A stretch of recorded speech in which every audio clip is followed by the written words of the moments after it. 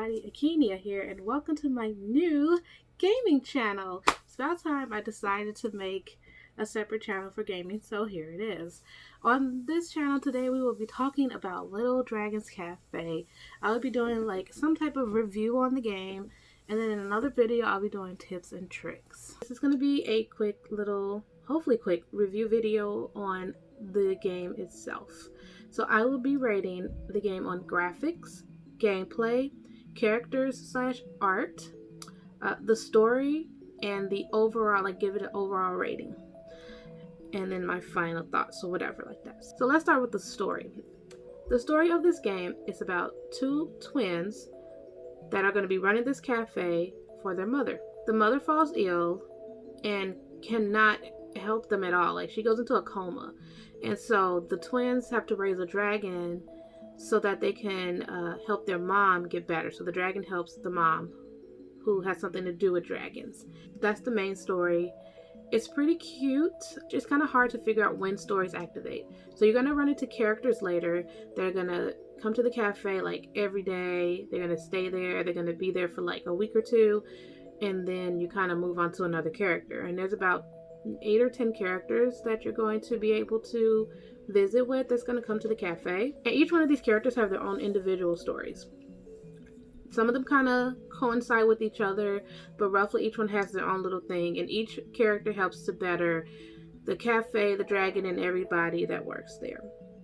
You do run into characters that will help you work in the cafe, which is nice. It's good to have the extra help, but it's a little annoying.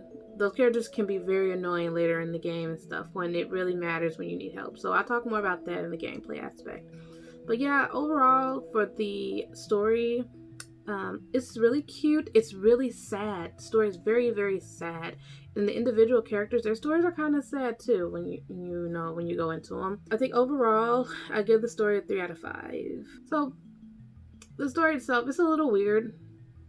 It's a little wonky. A lot of the world, like where they live, is not explained. So you don't really know much about that. But it just seems to be like a fantasy style world. And you have this cafe in a fantasy world, so that's all I got out of that. You know, it's just about those characters and their individual stories. It would be nice to have more background on the land that they live in. It's not a great story, but it's not an awful story. So it's like right in the middle. Next, we'll talk about graphics. The graphics in this game, it's like 2D graphics in a 3D world.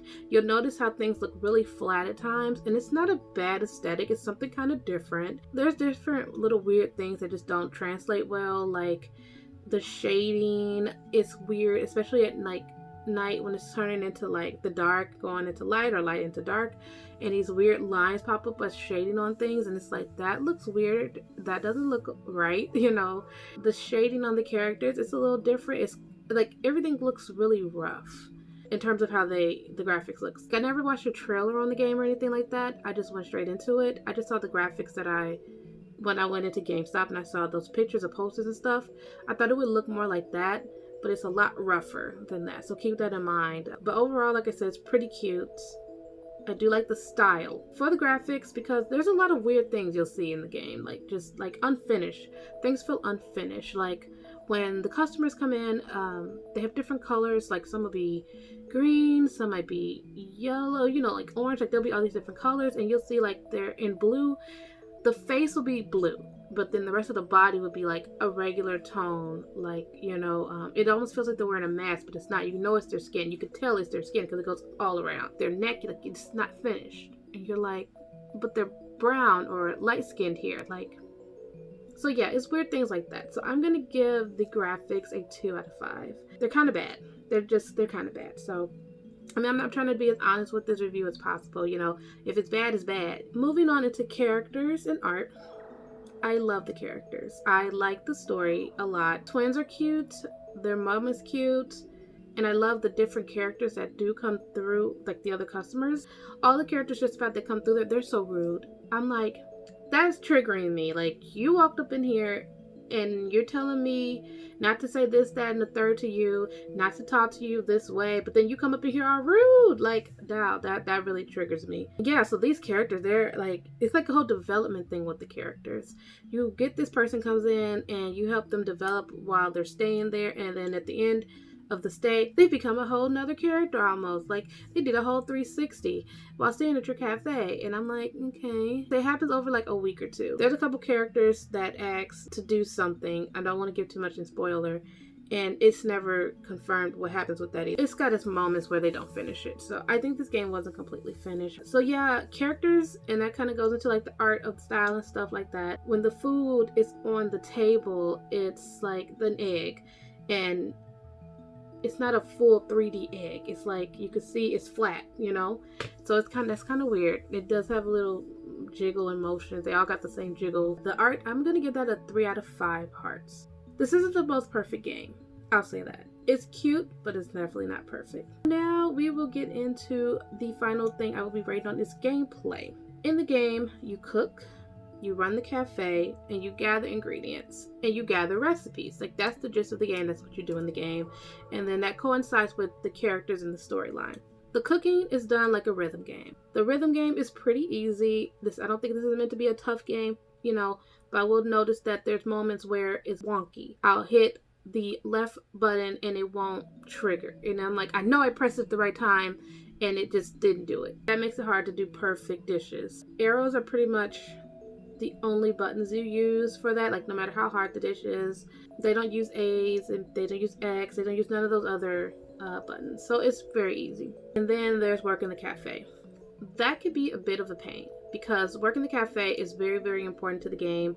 It could be very important to continuing with story, but then, you know, at the beginning it's very easy, but then later in the game it gets really hard. No matter almost what you do, it feels that you can't please the people and they'll start to leave. It takes a while before they start leaving. I mean, there's so many people, like, it's packed in here and you're trying to get to everybody, and there's only 4 people that work, and one person is a cook. Like, that's all he does is cook. So you really have 3 people running around. You have to take orders, turn in the order, the guy cooks it, and then after he cooks it, you grab it and you serve it, and that's for each customer. So you have to kind of, you know, this whole time management thing with that. And then with gathering the ingredients, you go out in the world and you gather these ingredients. You get them from different plants, trees, caves have meat, you fight. There's no real fighting in this game. You kind of attack the monsters with your dragon.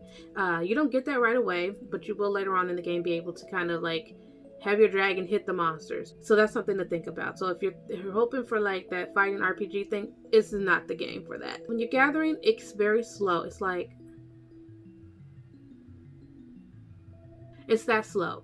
And mind you, at all times there's a timer. Like, there's a clock and it's going down. And at the end of the day, like, you have to go home and sleep at some point, pretty much. Gathering ingredients is such a slow process. It's almost like like, especially near the end of the game, you have to be like, okay, today I'm going to go get meat. Today I'm going to go get rice. Today I'm going to go get spices. So that gets really, really hard. I'm not saying the game's not supposed to become challenging, but like with you running the cafe, like, you just don't get time to do things. There's a ton of gathering spots and it is not quick to travel. I'm gonna give the gameplay a 3 out of 5. I am giving that rating because the game feels so unfinished to me. As you progress, you unlock certain areas. There's an area that you never unlock, and you run into this area pretty early on. Like, you see it, you're like, okay, maybe later I'll get it. And then the next area opens, you're like, maybe later I'll get it.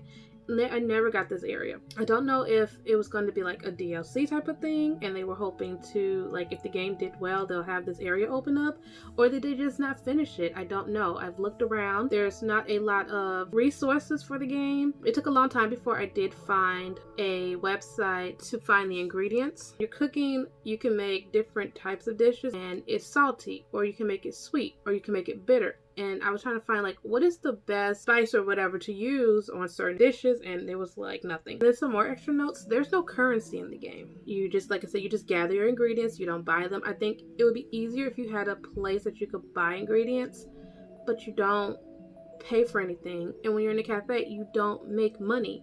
Like, these people are coming in, eating your food, eating your ingredients, and then you don't get paid. The movement mechanics, oh my gosh, you run into things really easily. It's kind of weird. But when you do, you kind of get stuck. You can get really stuck. You're like, okay, gotta bag out and go around or whatever. Like, there's some moments where you're like, I should be able to just walk through that, and I can't. When you're walking around the cafe, and let's say you have a lot of people that have come to the cafe, and you're trying to move, when you pick up a dish to serve, you slow down. She walks really slow and careful, and if somebody walks in your path, they will knock you out the way. Another thing I noticed with the characters is if you go take an order, and let's say one of the characters are walking over to take the order, they'll be like, yo, you just jumped in my way, I'm mad, and I'm gonna run over here and be useless. So the character's Ipanema, right? For instance, she has an anger issue. So she'll go in the corner and be angry. They'll go off and do their own little weird things, and you have to like talk to these characters when they start doing those weird little things, and you're like, I'm sorry, the cafe is packed, can y'all not start slacking off? And I'm just like, that's so frustrating. Sure, if it happens randomly every once in a while, that's fine, but I have to help in the cafe. Like, that's how the game is designed, for you to help in the cafe. And if I go take an order, they shouldn't run off somewhere just because I took the order, and they just go to the next person. Most of the time, sometimes they will, and sometimes they'll just go be angry. I was struggling at the end with some extra stuff that you can do. It'll help you kind of to gather more ingredients and stuff like that, but you know, I stopped playing. It took me a while to kind of stay on the game. I kind of got tired of it. It gets really repetitive really quickly. By each day, I was probably going through a character. Almost. Like, some of them would take a couple more days because I didn't know what to do.